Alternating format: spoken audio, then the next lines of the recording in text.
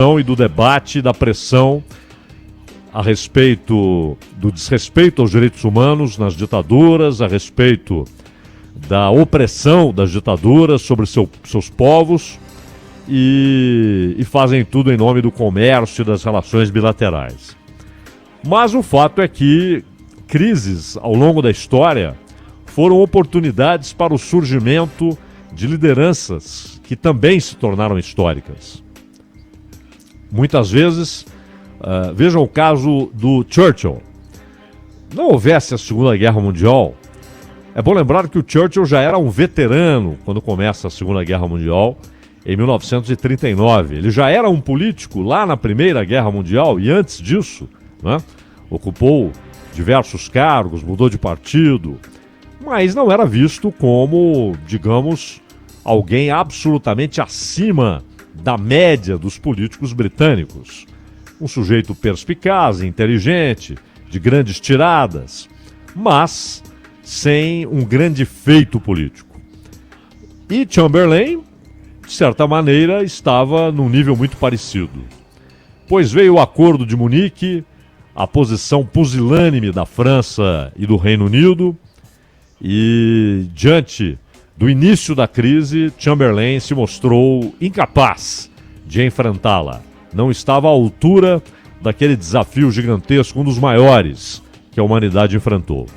E aí, aquele político veterano, que já era conhecidíssimo, mas que não tinha, digamos, no currículo nenhum feito que fizesse com que o povo britânico visse como especialíssimo. Mas, quando chega ao poder, Winston Churchill enfrenta como ninguém aquele grande desafio. E entra para a história como uma das maiores lideranças do século XX, certamente entre as 3, 4 maiores do século XX, mais importantes, mais relevantes, com todas as suas contradições, com tudo aquilo que ele fez de errado, que ele falou de errado, mas ele fez algo que supera todos os erros, não é? Ele enfrentou e ajudou a derrotar o nazismo. Então, Churchill tornou-se um gigante da história moderna.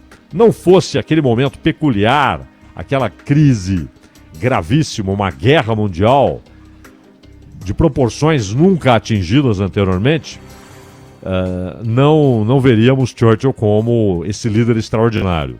Isso aconteceu com muitos outros, né? Aconteceu com Bismarck, que, de certa forma, sozinho, na sua casa, escreveu a Constituição da Alemanha Unificada, o que é para poucos, não é?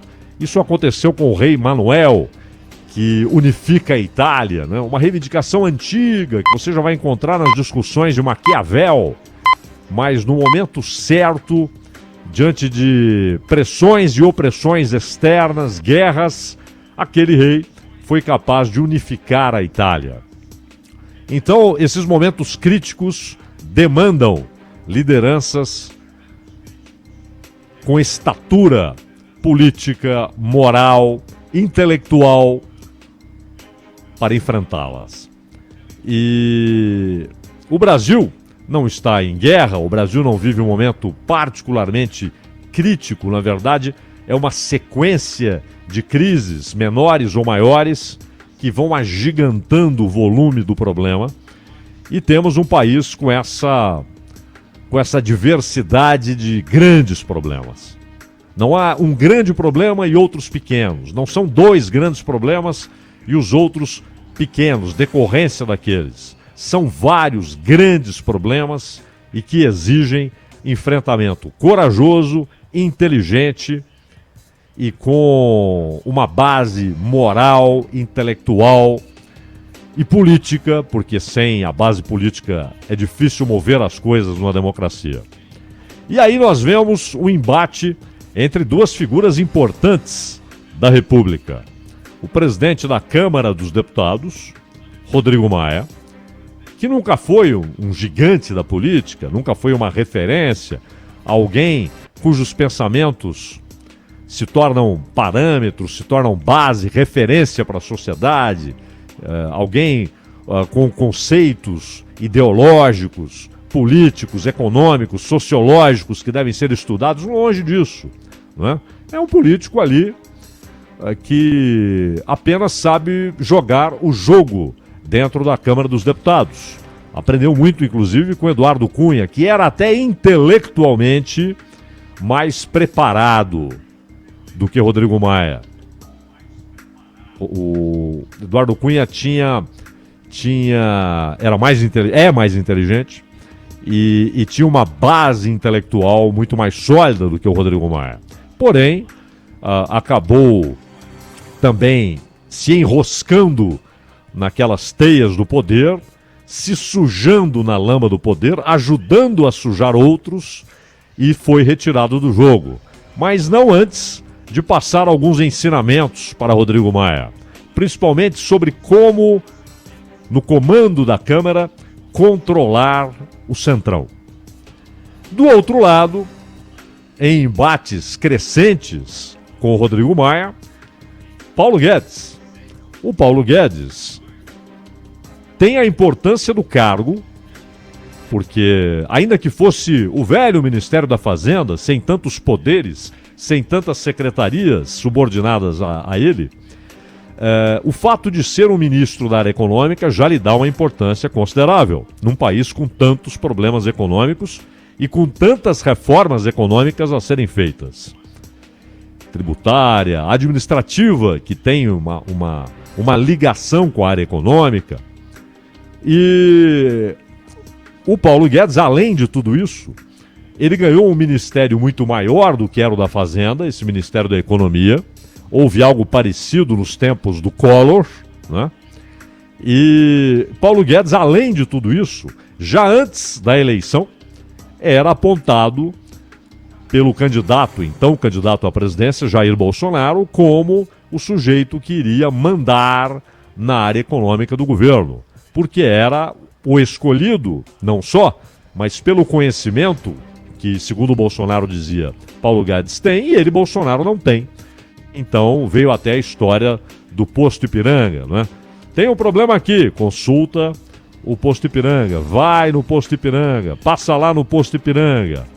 E o Paulo Guedes, então, ganhou poderes que inicialmente foram tremendamente bem recebidos por essa outra figura abstrata, mas real no dia a dia, que é o mercado, né? Com suas divergências, seus antagonismos, seus embates internos, mas que, de maneira quase uniforme, enxergou ali alguém que não só teria capacidade para grandes mudanças na economia brasileira, mas alguém que teria autoridade política concedida pelo presidente, que foi quem ganhou os votos.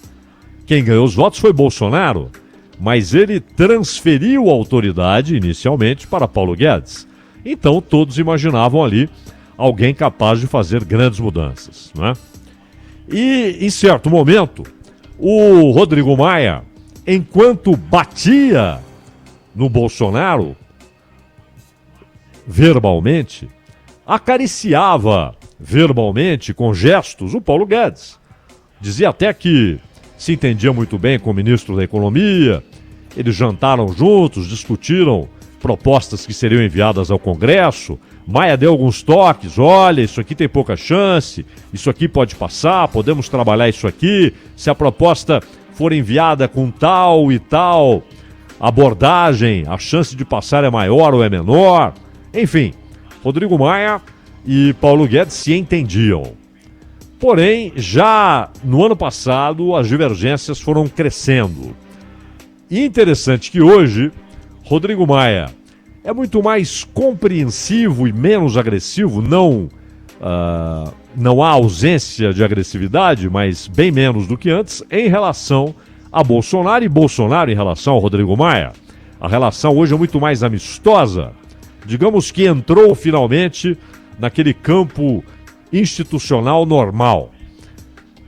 Paralelamente a isso, Rodrigo Maia começou a descer o porrete publicamente no Paulo Guedes. Inclusive, ao dizer agora, nesta semana, que Paulo Guedes está desequilibrado. e até sugerindo que ele assistisse a um filme que fala dos últimos dias de Adolf Hitler. É uma sugestão da estatura do Maia. Primeiro, que não há qualquer ligação histórica entre uma coisa e outra. Segundo, que foi uma maneira pouco sutil de dizer: meu amigo, prepare o paletó, né? Já deixa o paletó ali perto da cadeira, né? E o chapéu também, ou o boné, se preferir, porque acho que você não vai aguentar. É basicamente o que ele está dizendo. A analogia foi grotescamente descabida e infeliz, né? Mas o Maia não resistiu. Interessante que o Rodrigo Maia, muita gente, hoje inclusive eu vi, não, mas o Rodrigo Maia é um liberal, tá? Isso tudo é balela. Aliás, o próprio Paulo Guedes tem posições, algumas ele ainda as defende, que na verdade são conceitualmente divergentes do liberalismo, teoricamente e conceitualmente divergentes do liberalismo, tanto do liberalismo clássico quanto do liberalismo de Friedman, do recentíssimo liberalismo. Há divergências entre as posições de Paulo Guedes, entre coisas que ele tem defendido e, do ponto de vista conceitual e do ponto de vista teórico, e os grandes pensadores do liberalismo. Então, nem ele, Paulo Guedes, que leva esse carimbo na testa, liberal, né? Até porque as palavras são usadas assim, ou elas viram um xingamento, e aí elas perdem toda a sua conotação histórica, teórica, é um mero xingamento, né? Ele é um liberal, no sentido mais pejorativo que a palavra possa carregar, ou então com um considerável desconhecimento do que é o liberalismo. É como conservador, né?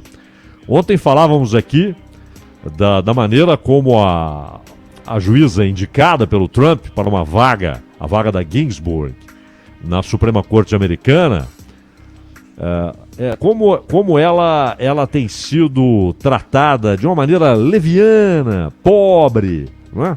Sem qualquer discussão conceitual a respeito de suas posições, a Barrett. Então, quando colocam em manchetes de grandes jornais, não é de um jornal panfletário, não de um pasquim no sentido do adjetivo, né? Não o pasquim, aquele não fazia essas bobagens, né? Pelo contrário, era divertidíssimo, muito. Era um bálsamo, né? Mas e com gente que sabia escrever, Lessa, Paulo Francis, né? Mas o fato, o Sérgio Cabral, citado antes pelo Milton Neves, que escrevia sobre música, né? O pai, né? O pai, não o governador, que está preso. Mas os pasquins assim adjetivados, os jornais que são meramente panfletários, aí tudo bem, você vai ler ali e você tem adjetivos e mais adjetivos e mais adjetivos, né? Ou exaltando ou apedrejando, né?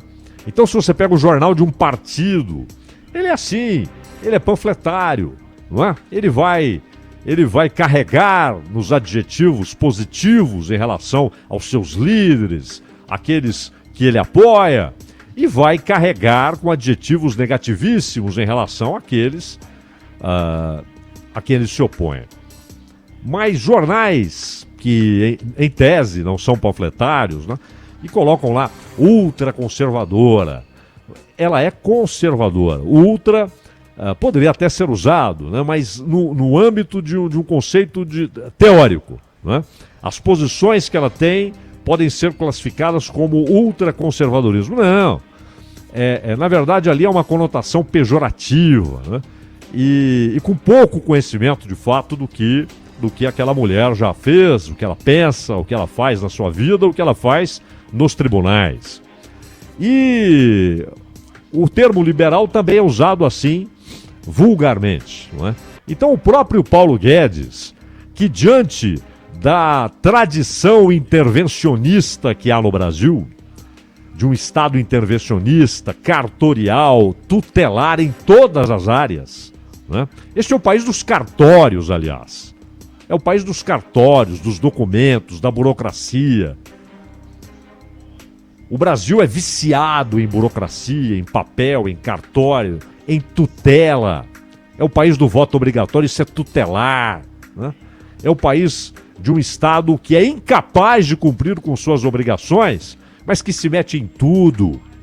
E não é só o governo, não. É o parlamento, é o judiciário, na sua mais alta instância. Então, dadas as comparações, dado o histórico, o Paulo Guedes tem até posições liberais, mas ele não é um liberal clássico. Agora, hoje eu ouvi que Rodrigo Maia é um liberal. Isso é uma balela. O Rodrigo Maia foi lá, ele era do partido que defendia no papel o liberalismo, mas que amava o Estado e que depois virou DEM, né? E falaram do novo DEM com ele, com Antônio Carlos Magalhães Neto, do ACM Neto. Mas na verdade são todas figuras criadas por esse Estado cartorial, tutelar, burocrático, e amam isso. É o mundo que eles conhecem e é o mundo que eles reproduzem. Então, para o Rodrigo Maia, o importante, olha, agora eu preciso agradar o PCdoB, agora eu preciso agradar o PSL, não é? Porque eu quero continuar aqui. E claro, também tomar posições que agradem veículos de imprensa que vão me destacar, e isso é importante daqui a 2 anos, quando eu for disputar de novo uma cadeira aqui na Câmara dos Deputados. Não imagino o Rodrigo Maia disputando algo maior. Pode até ser, né? O Rio de Janeiro está um deserto tal que de repente ele pode se empolgar e até ter chance para governador, já que as coisas lá não andam fáceis. A concorrência não é das melhores, né? Mas o interessante é que em meio a essa crise gigantesca deste país, essa crise histórica, de pequenas e grandes crises que se acumulam, essa discussão em tom infanto-juvenil entre Rodrigo Maia e Paulo Guedes.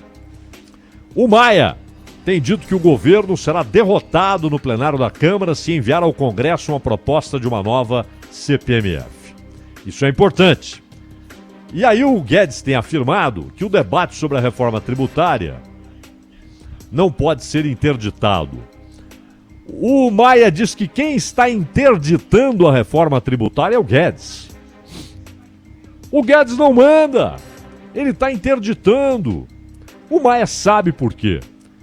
Porque há pressão de políticos para que o assunto só seja discutido seriamente depois da eleição municipal. Depois das eleições para prefeitos e vereadores. O que, aliás, é uma covardia dos políticos. Ou seja, eles não querem adotar agora uma posição que pode, eles acreditam, prejudicá-los na eleição. Mas estão prontos para adotar essa posição depois da eleição. É um jogo esquisitíssimo, não é? Não façamos agora porque vai ter eleição. Façamos depois da eleição. É a história do Cruzado 2, não é? Espera a eleição, depois lança o Cruzado 2, que era um desastre anunciado. E a intuição fez os políticos esperarem a eleição. Mais sem base do que o Cruzado 1 ainda, né? Mais sem base, mais deletério. Quer dizer, o 1 já era... Pagamos a conta até hoje, né? Daquele plano demagogo, que foi o plano cruzado. E aí o Guedes devolve dizendo o quê, Ronald? Quem está interditando as privatizações é o Maia. Então, olha... Aliado da esquerda. Que se aliou à esquerda. O Maia, ele é aliado de todo mundo sempre que necessário. Sempre que possível. Ele se alia a diversos partidos. Ele até coisas assim, pequenas. Ele vai, por exemplo, na festa de aniversário do PCdoB. Né? Vai lá, prestigia, o pessoal fala, poxa, olha aí. Né? E aí, em determinado momento, ele apoia o PT, uma posição do PT. Faz um acordo ali para uma votação. No outro momento, ele faz um acordo com o PSL ou com o Novo. E olha que não há grandes antagonismos, né? O Brasil não tem um partido liberal conservador. Não tem. Não tem nem novo. Não tem. Não tem. Não é? É tudo balela. E aí, esse nível infanto-juvenil no debate entre o presidente da Câmara dos Deputados e o ministro da Economia. Ou seja, duas das figuras mais importantes da República nestes dias mostram incapacidade de enfrentarem esses gravíssimos problemas que vão se acumulando, vão piorando dia após dia. Na economia, na educação, na saúde, na segurança pública, o desemprego, a perda de renda. Nós falamos ontem aqui, ou anteontem, sobre a desindustrialização do Brasil, anteontem. Desindustrialização. Então, há coisas gigantescas a serem enfrentadas, não é? E claro, não ficaremos aqui à espera do Churchill, à espera de São Sebastião, mas à espera de alguma maturidade, né? Ninguém está esperando o salvador da pátria, mas está esperando maturidade, estatura para que a crise seja enfrentada. As crises que se acumularam e se tornaram uma grande e complexa crise social, econômica, educacional, sanitária, política, jurídica. Então, eles não são os únicos, não é? Essa imaturidade, ela se espalha. Ela se espalha. Basta ver o nível dos debates daqueles que desde já lançam candidatura para 2022, não é? Tomara o sofrimento deste país, da maioria do seu povo, sirva pelo menos para uma maturação, para que maturidade política seja adquirida e que consigamos, no meio da crise, que a crise, enfim, de tão grande, produza gente com estatura para enfrentá-la.